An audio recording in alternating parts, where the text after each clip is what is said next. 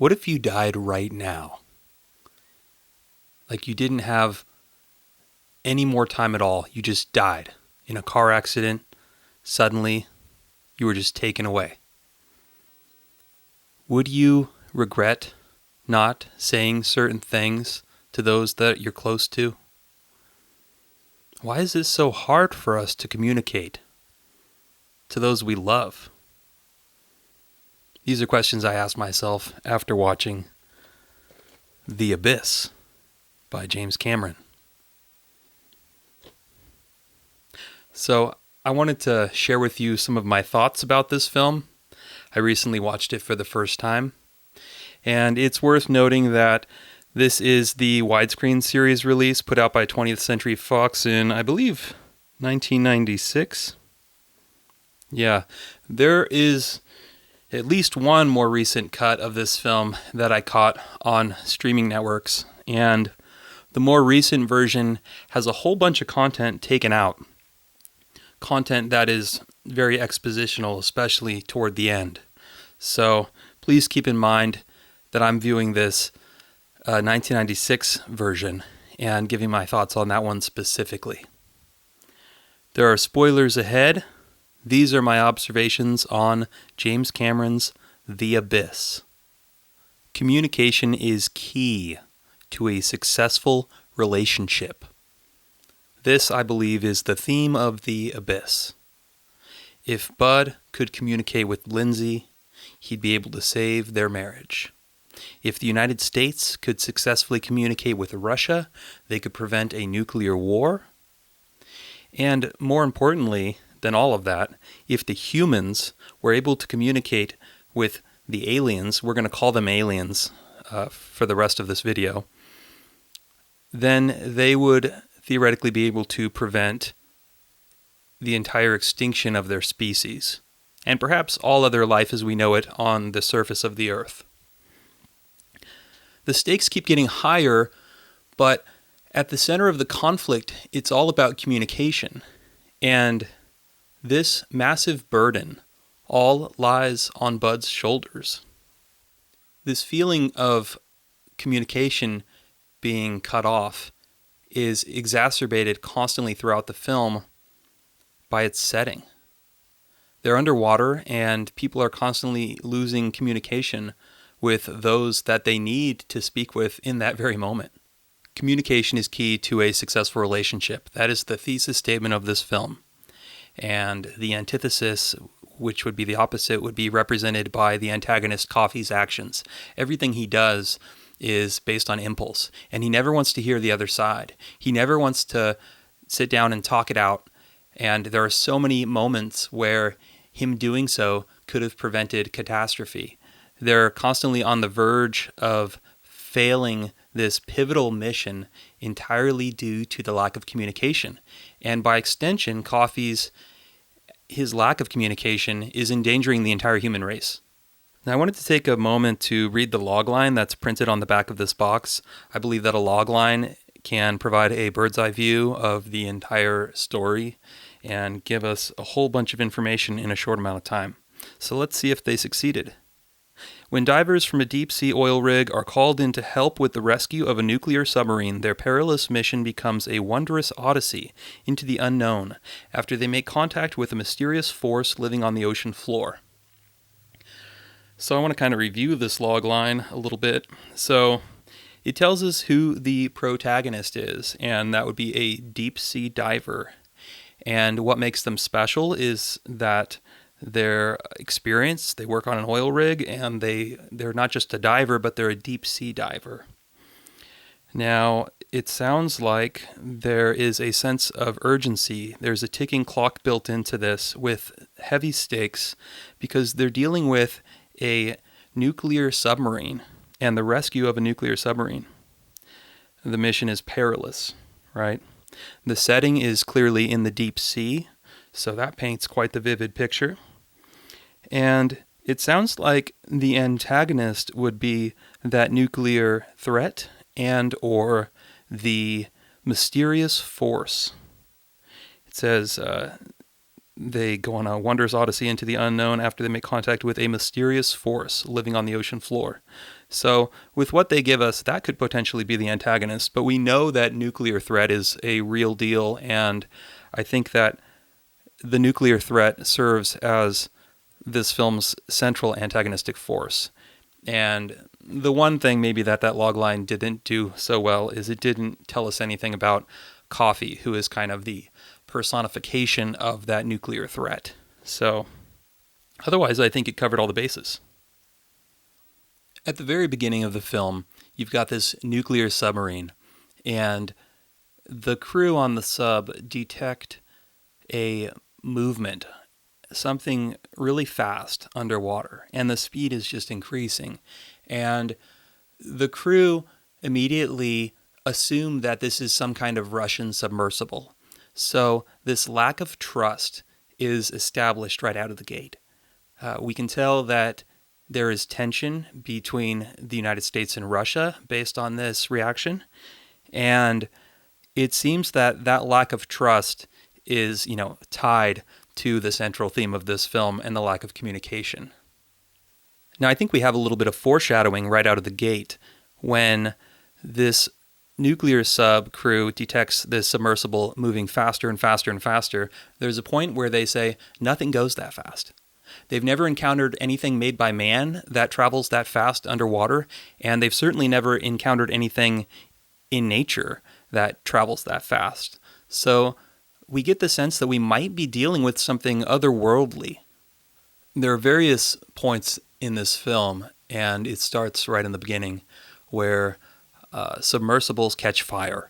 And you've got this nuclear sub that catches fire, and just the visual of fire being brought underwater, it gives me this feeling that, this doesn't belong here.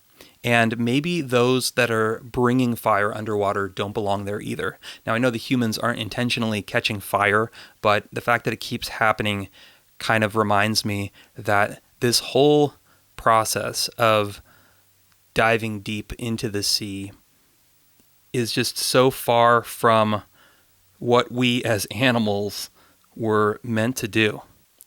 Most of the crew call the protagonist Bud, but his name is actually Virgil. I wanted to talk about the name Virgil really briefly because I think it's an interesting choice. I have no doubt that it's inspired by the Roman poet Virgil, and when I think of the poet archetype, I think of someone who is very skilled at choosing the right words and arranging them in the most appropriate sentence structure to convey an emotion. In other words, they're directing how the person who is reading this poem is able to take in this information. So I think the poet is really a master communicator. Early on in the film, we see the crew calling Virgil Bud. And this could be a call sign, it could be a nickname. They all have nicknames, it seems like, that they go by down there.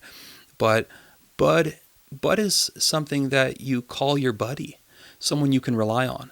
I also think that Bud represents the bud of a flower, indicating that it hasn't blossomed yet. In relation to Bud in the film, he hasn't come into his full potential, which is necessary for the journey to conclude. Bud's last name is Brigman, which is a variant of Bridgman. I think that this is because Bud needs to bridge the gap between the humans and the aliens and be the one to communicate as an ambassador. Lindsay also shares this last name, and I think this is because her role in communication is also absolutely necessary, and Bud could not do this without her. The other nickname I really wanted to talk about was catfish. I think it's interesting because there are many species of catfish that are exploited for commercial value the same way that Bud's crew is exploited. They're brought into this mission on false pretenses. I think it's also interesting how there are many species of catfish that are considered invasive species. And you have to imagine that the aliens view humans as an invasive species. Lastly, most catfish are bottom feeders. And I think this indicates that Bud's crew is going to the bottom of the sea.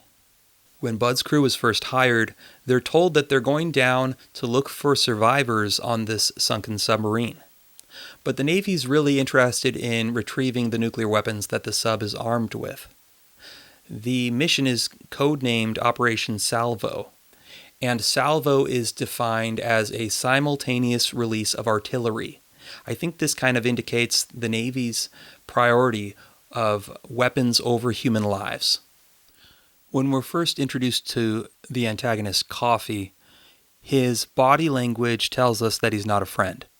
He's got his arms crossed and his head is down and he's looking up, kind of sizing up his target.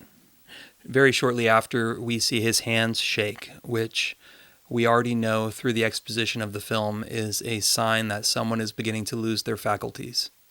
Lindsay notices that Bud is still wearing his wedding ring despite the fact that they've been separated for a while. She asks why this is, but he's unable to communicate and tell her how he feels. Bud gets frustrated with his inability to communicate and he throws the ring down the toilet.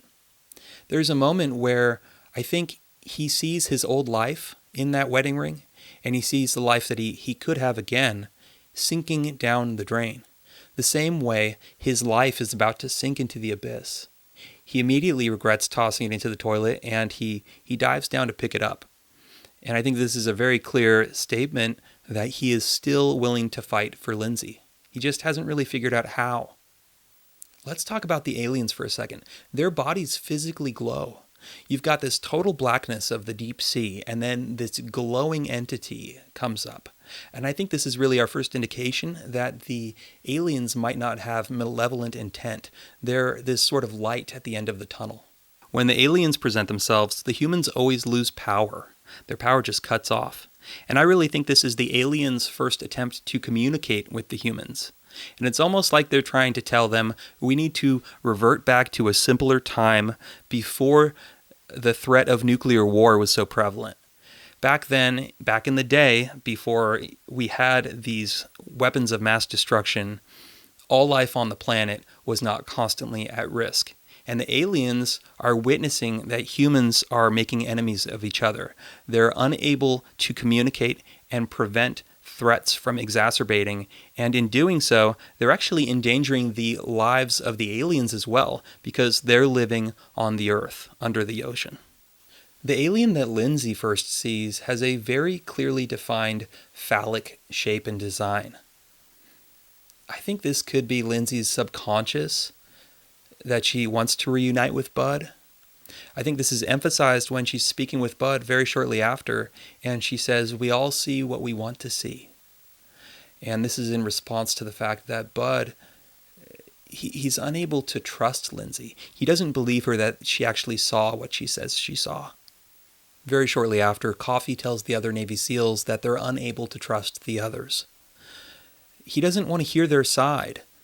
They feel like they could get through to him if he just listened. But this lack of communication and trust running rampant is really twisting the knife. We have some really interesting communication from the aliens when they first take control of the water. And you've got this water entity that enters the submarine and approaches Lindsay and Bud. And it actually takes the form of their face and almost reflects back at them. I think this is an indication that they need to journey inward and reflect upon their own lives and their own situation if they're going to be able to solve the greater threat to humanity. I think it's also really interesting that this water entity only takes the form of Bud and Lindsay. And this is, of course, because Bud and Lindsay are both necessary to solve the major problem at hand. The water entity then makes its way toward the nuclear weapon, as if asking the humans to disarm. Coffee, of course, assumes that he already knows what the alien's intent is and that it's evil. So he shuts the door on this water entity, cutting it in half. The very act of shutting the door and slamming the door, in fact, I think it's a very symbolic gesture. It's something you do when you don't want to hear what the other person has to say. And this, again, conveys Coffee's unwillingness to communicate. At the midpoint of the film, Bud and the crew suffer a false defeat when Coffee imprisons them. Coffee and the Navy SEALs then arm the nuclear weapon, and this launches a ticking clock. The ticking clock is paired with the fact that the crew is running out of oxygen. They only have a limited supply remaining. So you've got this constant sense of urgency. When Lindsay tries to communicate and get through to Coffee, he cuts off her communication in the most literal way possible by taping her mouth shut.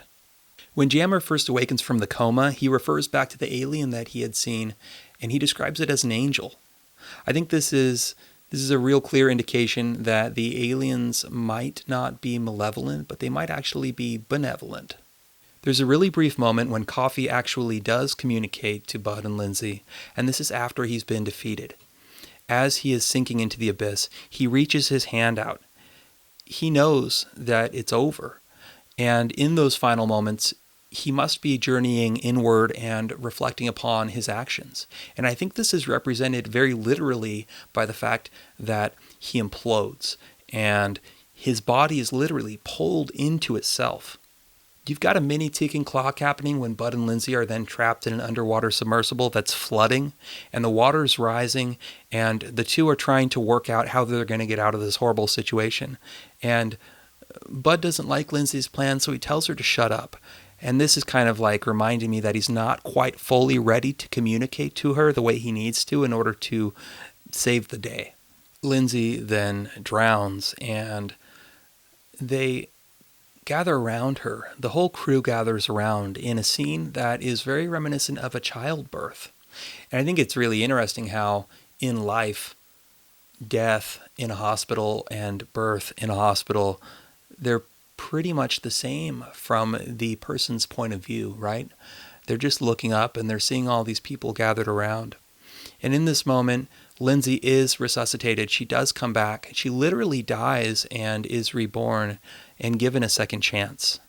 And so at this point, we're kind of halfway there. Lindsay she's born again as like a whole new Lindsay, and we really need Bud to go through the same thing. We then get the sense that Bud might have a chance at rebirth after all. As he's being prepped to take in the oxygenated fluid before diving to the deepest depths of the sea, he's reminded that we all breathe liquid for 9 months, of course referring to the fact that we're all in liquid in the womb. There's a really cool moment when Bud is inquiring about how it's going to go taking in the oxygenated fluid into his lungs, and he's told that he won't be able to speak. His vocal cords literally won't work, but he can listen. They will be able to talk to him. So he's going to be doing a lot more listening than usual, which is an essential part of communication. He can then, of course, respond to the keypad he has strapped to his wrist, but he's mostly going to be listening. As Bud is descending into the abyss, One Night asks Lindsay to talk to him. And she does, but then One Night says, no, really talk to him. Kind of prompting Lindsay to really communicate, and try to get through her inner feelings to Bud and bring him some comfort in the darkness. And so she does. But Bud's first reaction is still sarcastic. He's still joking, and he's typing on the keypad, and he's not quite ready to tell her how he feels. After successfully disarming the nuclear weapon, Lindsay finds out that Bud only has 5 minutes remaining of oxygen, and he's a 30-minute swim away. She's desperately communicating with him, trying to get him to swim back, but he knows it's an impossible endeavor. And it's only in this moment where he knows that his life is about to end when he can really tell Lindsay how he feels. And he starts typing in the keypad, and he only has 5 minutes to get through to her, 5 minutes to communicate and to leave her with this sense that she is his whole world. In the blackness of the abyss, Bud is given a new perspective, and as he communicates with Lindsay and tells her how he really feels for the first time, he's greeted with light, and this angelic alien ferries him off to their ship. And it's almost like this giant city, and you've got this structure that very clearly represents a vagina. And just like Lindsay was greeted with the phallic alien, Bud is greeted with this vaginal symbol.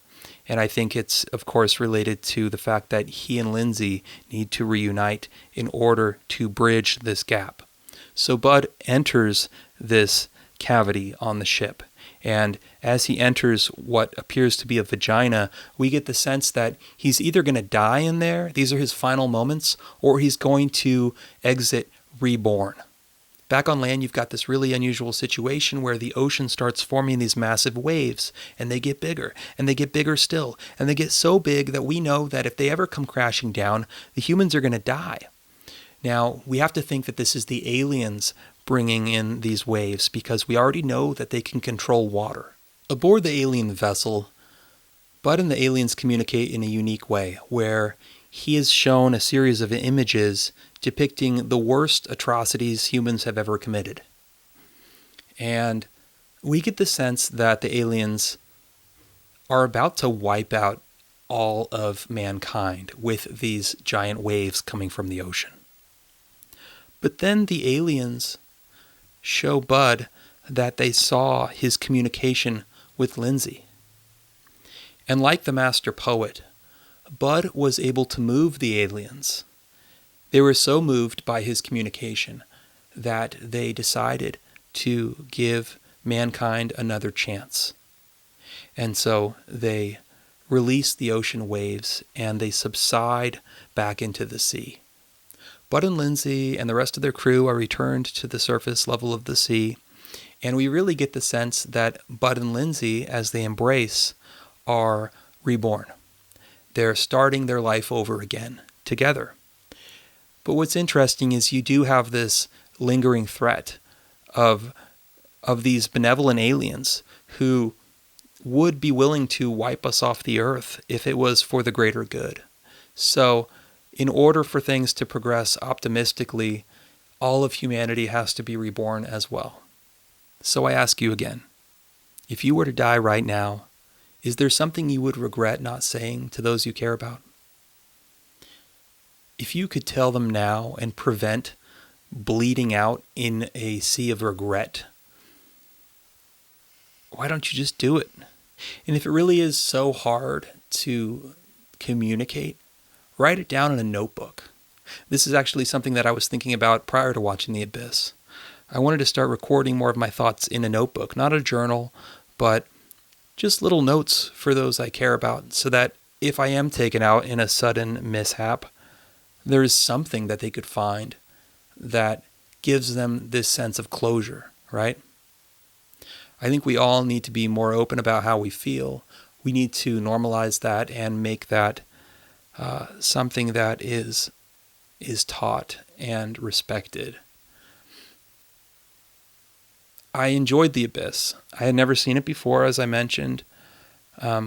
James Cameron, he's an interesting filmmaker. I really like Terminator 2. I don't enjoy all of his work, but I respect the hell out of how ambitious he is. And I cannot even imagine being on any part of the crew in The Abyss, or the cast for that matter. To have to work in those conditions under the water like that must be so daunting. I cannot even imagine. So respect to those people.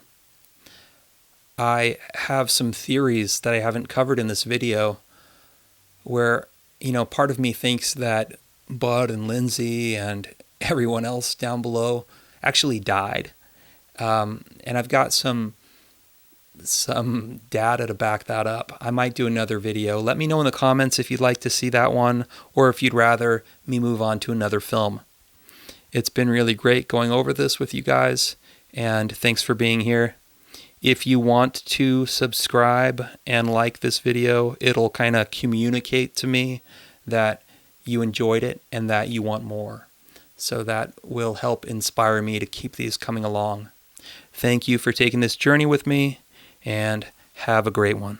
Bye.